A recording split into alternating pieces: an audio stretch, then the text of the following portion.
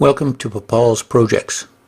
This is the 8th in a series of videos about building a gantry crane. VSEQ 008. Thanks for watching. We're now set up on the manual mill, and as you recall the other day we were talking about machining the end of this lock pin to accommodate this fork end, so we could attach a cable to unlock the pin, the A-frame. You'll notice here that we're going to come down and take off a bit off of the top and bottom of this and to drill a hole. So what we've done so far is we've set the zero reference point here using our edge finder, and that's been placed in the DRO, which is off screen, but I can assure you it has been. And what we want to do at this point is we want to set the Z-axis, and one of the easiest ways to do this for something like this is we simply put that piece of paper there,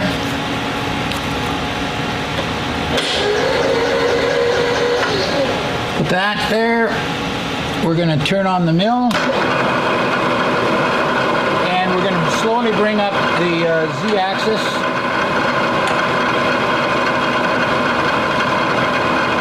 until the paper is rubbed off by the mill, by the cutter.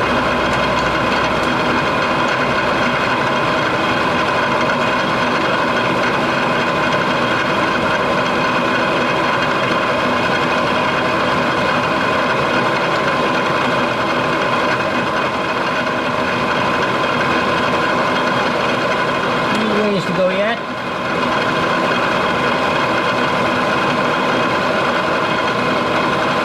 There we go. So we'll go down just maybe 1/1000 more, 2/1000.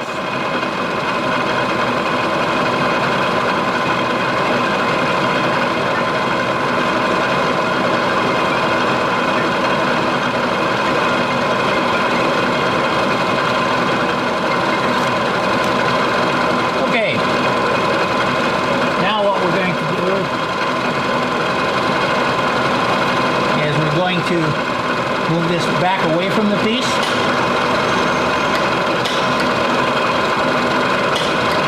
Turn this off.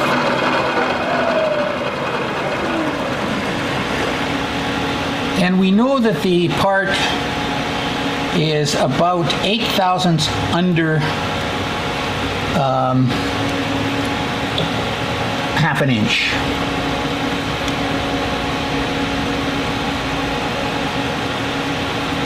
.493.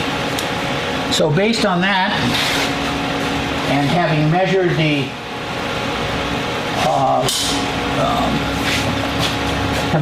this part of the fork, we come up with something just around 200,000.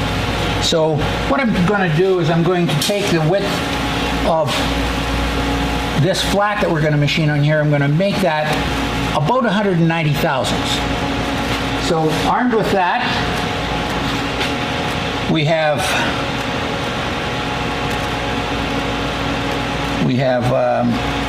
I'm going to use my phone here, calculator, and I'm going to say we have 0.493 minus 0.190 is equal to 303, and we're going to divide that by 2, half for the top, half for the bottom, and we come up with 151.5. So I'm going to start by taking off 150 thousandths.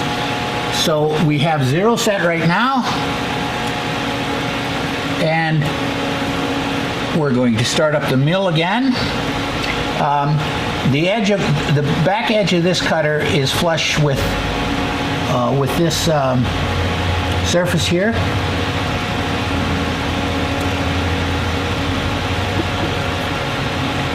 So I'm setting the cutter, just a moment. Not quite, it's not quite right.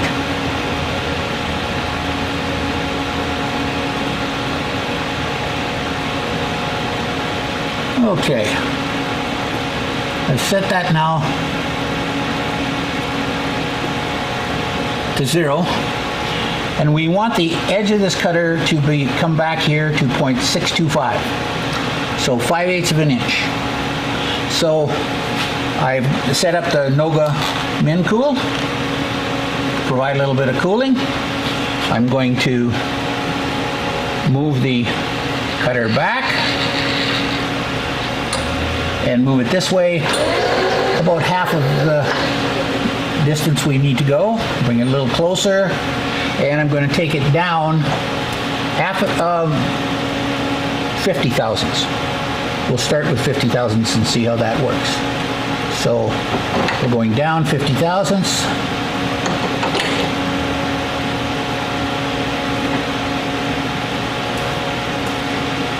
Okay, that's 50 thousandths. We're going to turn on the mill. We're going to set the RPM to about 800. See how that works? It's a carbide cutter there, and I'm just going to feed it by hand. So we're going to put on some mist.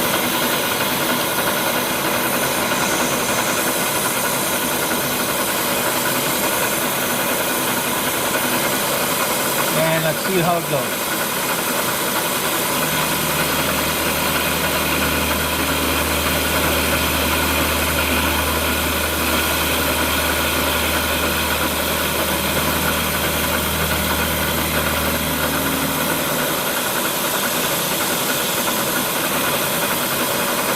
And I'm going to now go to 0.625.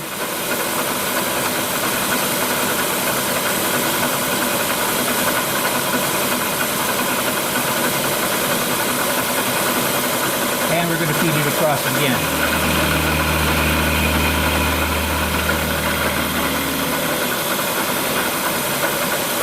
Okay, back to where we were. We're going to come down another 50.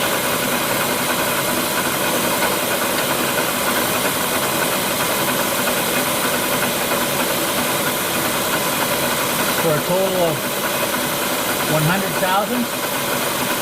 About there. And we're going to feed it across again.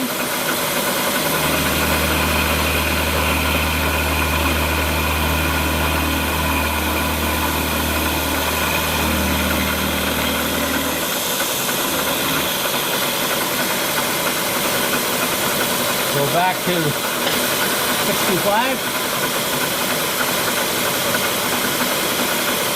Go across again.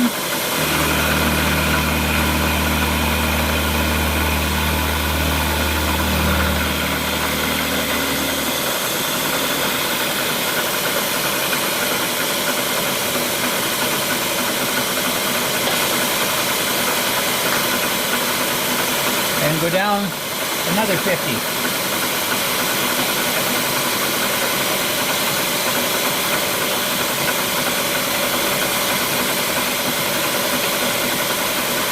So that's a total of 150.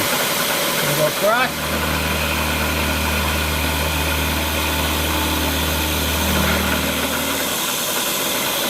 Back. To 625.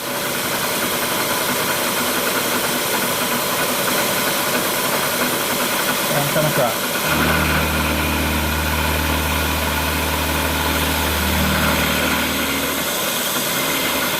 Okay, we're going to go up to 50,000.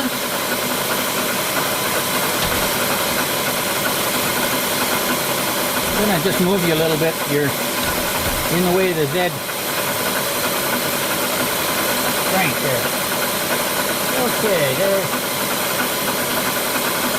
50,000. Back to there, and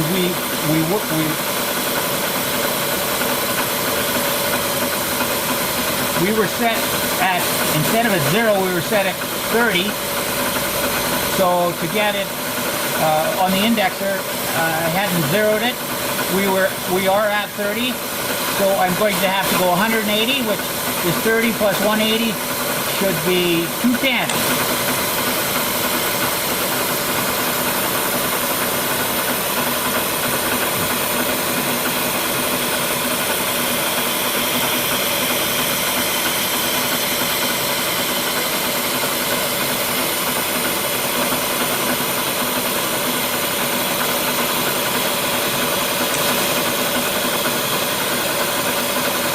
That looks about right.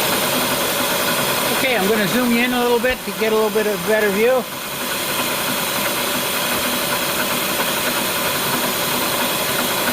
And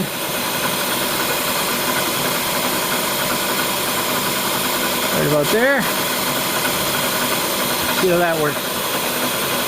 Coming across now. Put a little bit more coolant in there.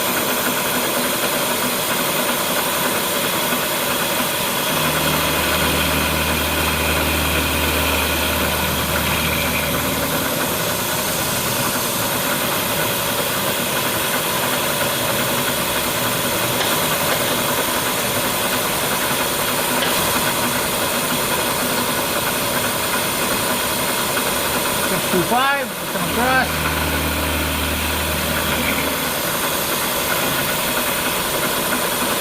Come back. Right there. Come up to, or go down, I guess, with the cutter to 100,000. Come across again.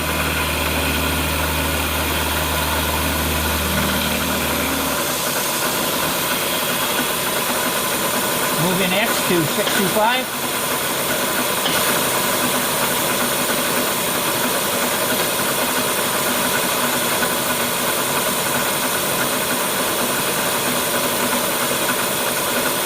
Come across.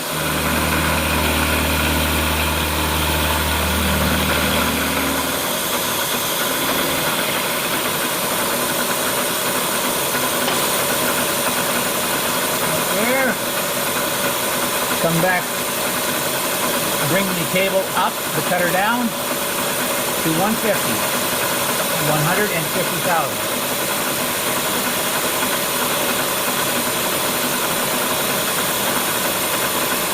Okay, I'm going to bring the cutter across.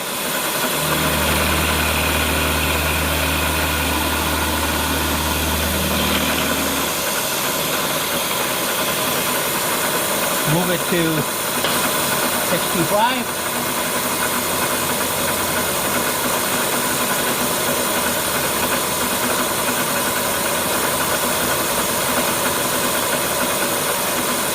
There we are. And come across.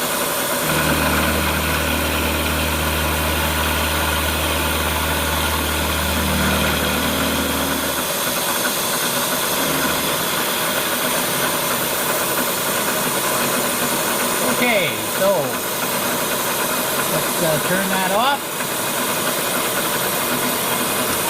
Turn off the coolant. And let's see how close we came.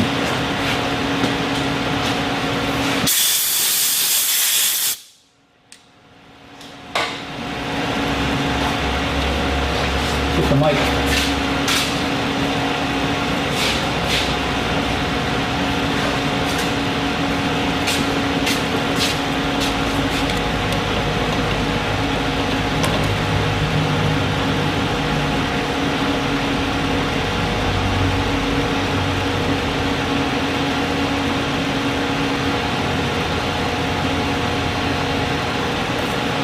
So we've got one, well, we're 194. Let me just confirm that with a caliper.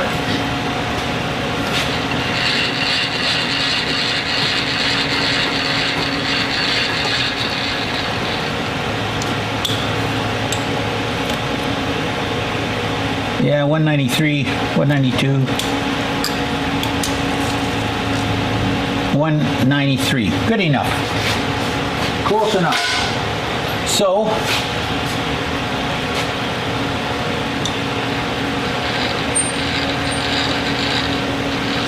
in theory, this guy should slip on there, and it does. Okay, so the next step is we got to drill a hole through there. So I'm going to go offline, set up to drill that hole, and I'll be back with you in a few minutes. We're now back and ready to drill this. We've located where the hole should be. It's on the center line of the pin, and it's 0.25 of an inch back from this edge. That'll give clearance for the clevis to clear up here on this edge. And if you notice, I bring the drill down, this spotting drill, and it looks like it's in a good spot. So we're going to leave the spotting drill at about at 1,000 RPM. Turn it on. Put some nest on here.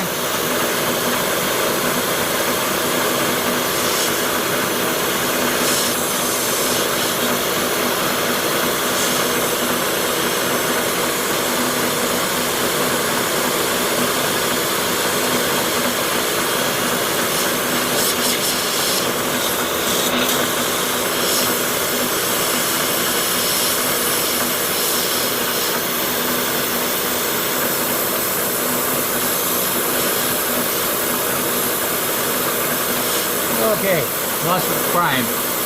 Coming down, we're going to spot it. I'm going to bring you in a little closer.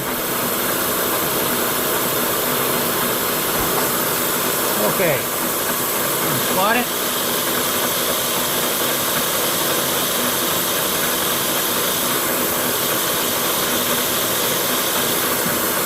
Okay, we're going to cut that off. Going to take Z down a little bit so we can change the drill.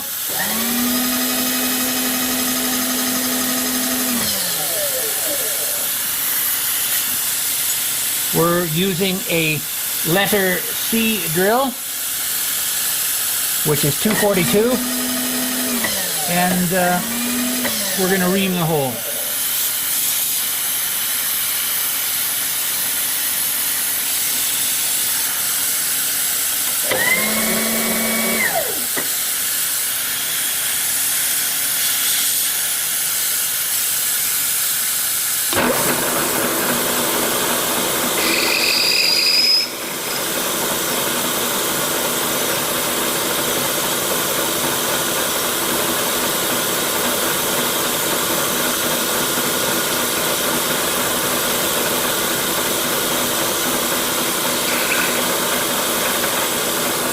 Okay, and take the Z-axis down again.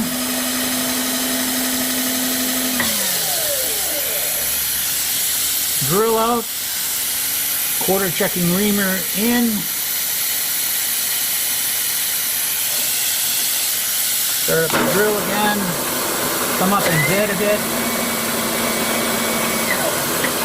Okay, and we're coming down.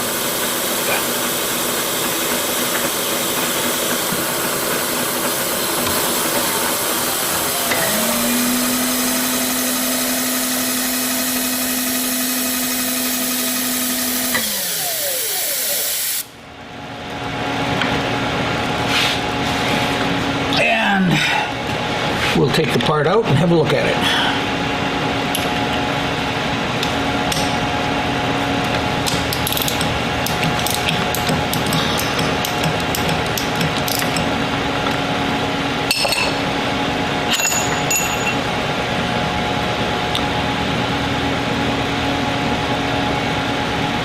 And there you have it. We'll clean that up, deburr the hole, put a little bit of a radius on this edge, and should be done. Okay, I'm going to go off camera and do the second one, and I'll be back after we get it done.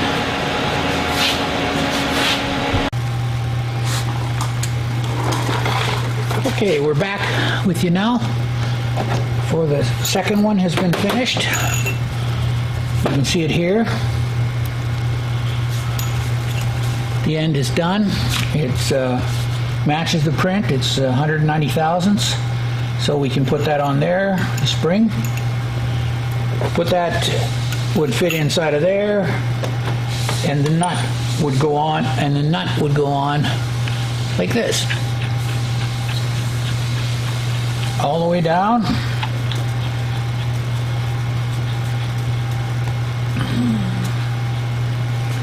And as you can see here, I'll zoom you in a little bit.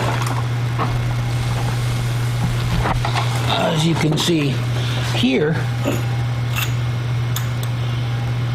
there's a bit of distance between this surface, between the surface of this housing and the bottom surface of this flange on the pin.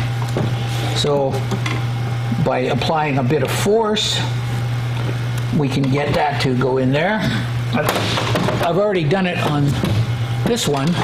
Zoom you out a little bit because you're getting bigger. Okay, so we've already assembled this one as it would be. The nut is down tight. The pin is up to the point where it would be. You can see that these two surfaces are pretty much the same. We've installed the fork, and we've installed a nut and bolt, which will be how it's retained. And then there will be a 532 cable coming out of here going, and this whole thing would be facing down like this, and the cable would come down from here. This piece here is going to be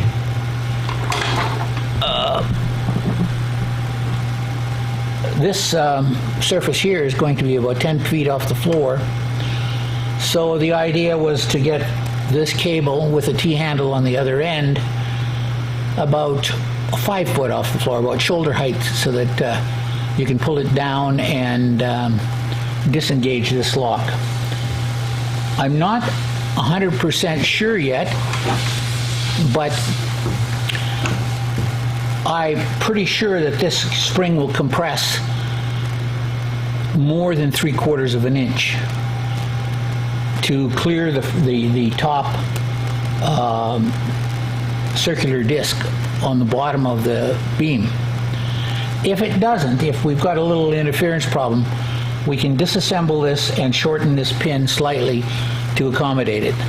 But according to the math and the specs on the spring, we should be able to compress it enough with a reasonable force to get the clearance and get it so that we can rotate it. Okay, that's going to do it for now. We're going to come back. It's Friday today. We're going to come back on Monday, and maybe if I get bored tomorrow, but we're going to work on the discs that get welded onto the top of the A-frame and onto the beam. We'll be doing that in the CNC mill. Okay, thanks for watching.